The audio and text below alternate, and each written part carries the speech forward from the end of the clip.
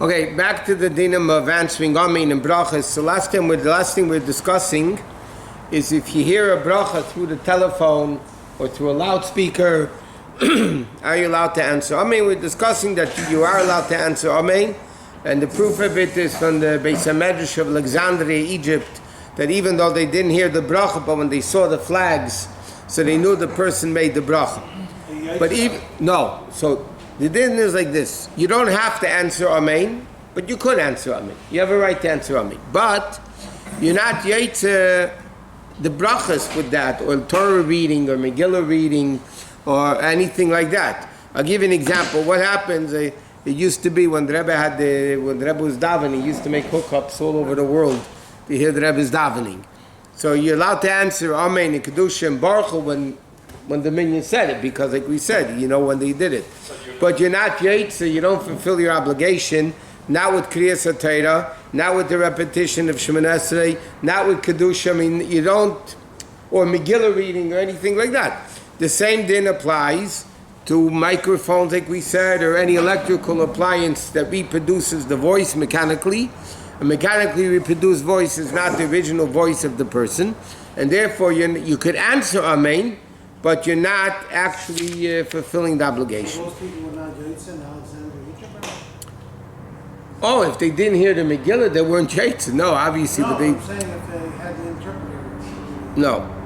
They had to, over there they read the Megillah for different places, for the people to be yaitze. Huh? Because if you didn't hear the bracha, how could you say Amen? Can you walk around the whole day say Amen? You can't walk around Amen, Amen, Amen. You can't just say Amen. For instance, I'll give you an example. It's a weird shaila, weird scenario, but the two parts can bring down. What happens, a guy's sleeping and he's talking in his sleep, and he makes a bracha in his sleep. Can you answer Amen on a bracha? I don't know how often it happens, but they write, no, that you lo yana achrav Amen. You can't answer Amen. It's not called a bracha. The guy's sleeping. He's not b'chlal. The Gemara, there's a famous, the Rambam brings it down a few times. The Gemara brings it down, but meiser with different dinim.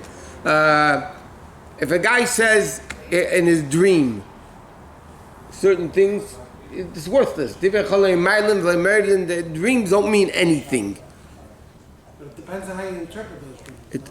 Yeah, but not as far as halacha goes. Okay.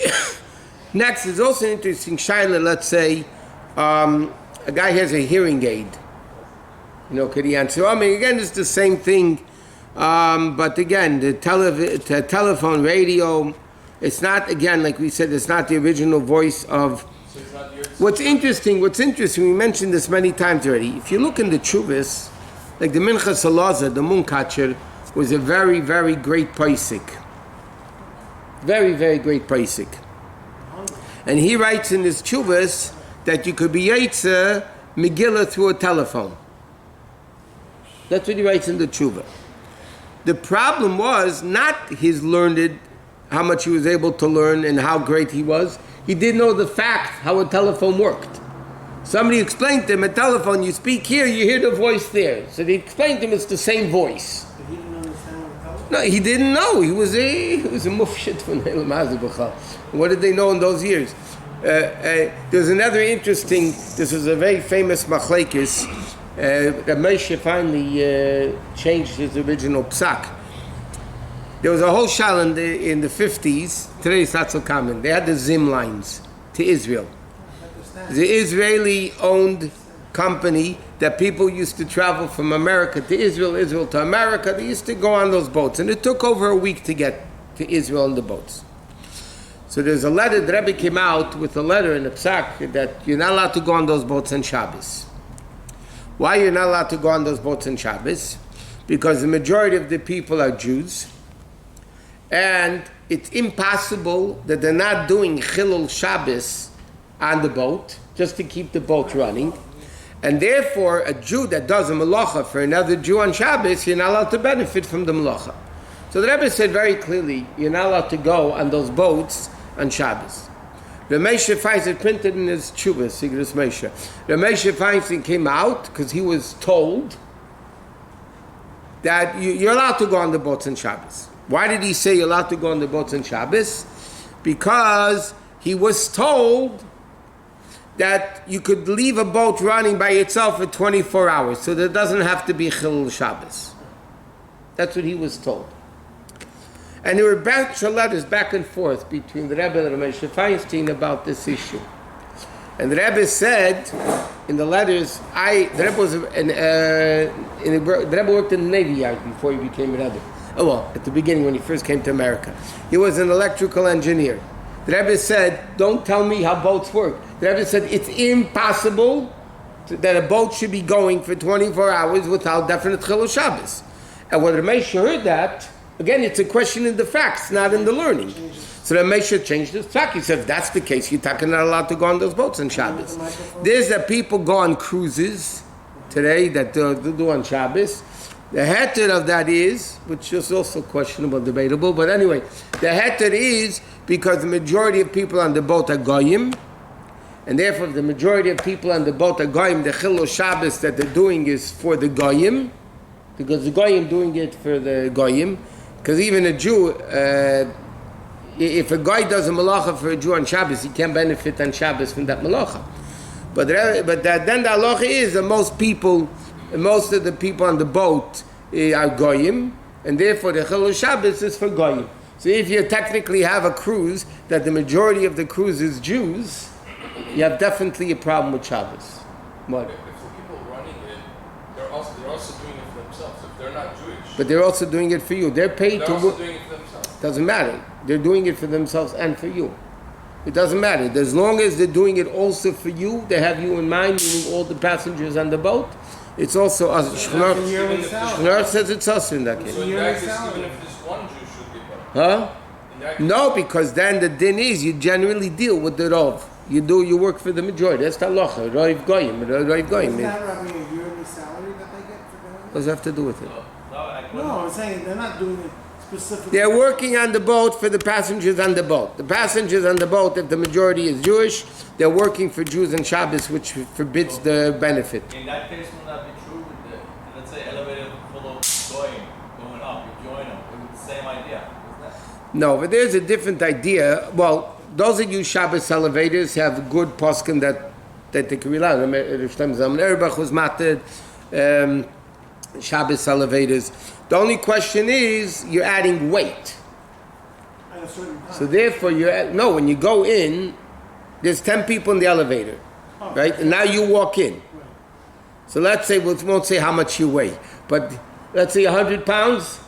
Yeah, you're adding 100 pounds, which causes the elevated electricity to work more. Which, by the way, halachically is a bigger shayla going down in the Shabbos elevator than going up in the Shabbos elevator, based on the mechanism of the elevator where it causes more electricity. Huh? They put it for They don't do. 70 people. They don't do maximum weight. This is what we were told. That they do a maximum weight, so it doesn't matter how many. It can be, because based on the amount of people is how much electricity you need So to what use. is the Shabbos elevators? So what's the purpose of that? Because many poskim hold it's indirect, and because it's indirect, that's what Rabbi Shlomo Zalman Auerbach, who's a very big Rav. You know, you can't say people that use a Shabbos elevator are doing anything wrong on Shabbos. Would that not hold also like the boat that it's going to probably be taking more of the... No, that the boats are so big, there's nothing getting.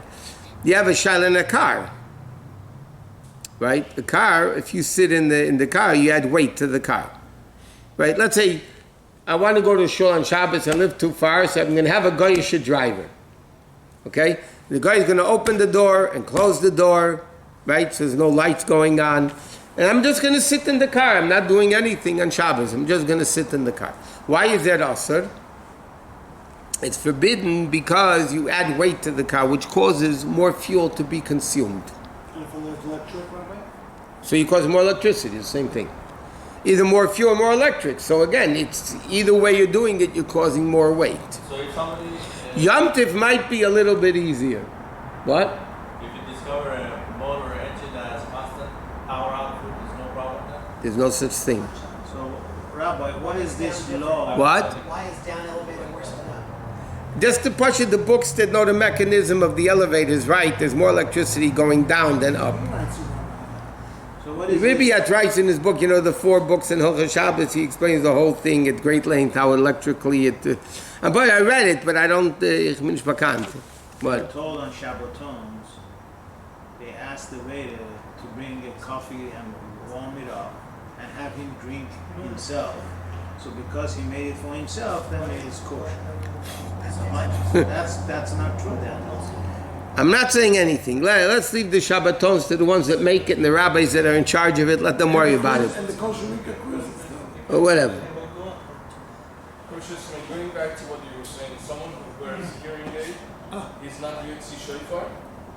They paskin in that case that he is. He is? I mean, there are a lot of paskin that say he's yaitz in that case. Yotzi It better would be if he takes it out to listen to shofar. can't hear anything. So then he'd shine it if he's mechuyev b'chlal. He's Yotzi Kiddush? With his, Yeah, because that doesn't matter so much. But doesn't that hear, this hearing aid become his ears? No, it doesn't. Hang on that? No.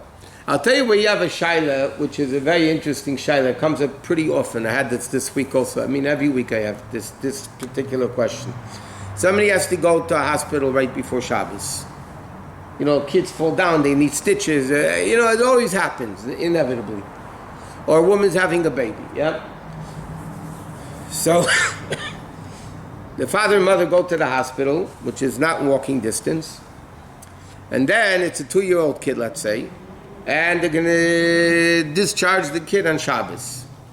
But they discharge the mother on Shabbos. Now, so the kid is a baby, they're choila, so they're allowed to go in the car. Because the kid is not going to go back without the mother or father, so one of them technically would be allowed to go back with the baby. But not both parents. Both parents wouldn't be allowed. Because if the mother, the kid needs one parent. The other parent is just going along for the ride. And it's Shabbos, and he's adding weight to the car, and therefore wouldn't be allowed. Yom Tif, then they can both come back. Why? Because Yom Tif, like we learned, you can add. You can't make a fire, but you can add to the fuel. So it's more logical to say Yom Tif, that both parents can come back, because all they're doing is sitting in the car, and they're adding weight, but the fuel is already going anyway. You're not making new fuel by that. So then it would be a different That's also story. if someone else calls the taxi, opens the door for you, you don't close the door, all of that, right? But when you have to go, that's what you should do. Lamashal, if somebody's going to the hospital for a baby, that's the only reason you need to go to hospitals, yeah? So, what's the best way of going? The best way of going is with an Uber or a taxi, not drive yourself.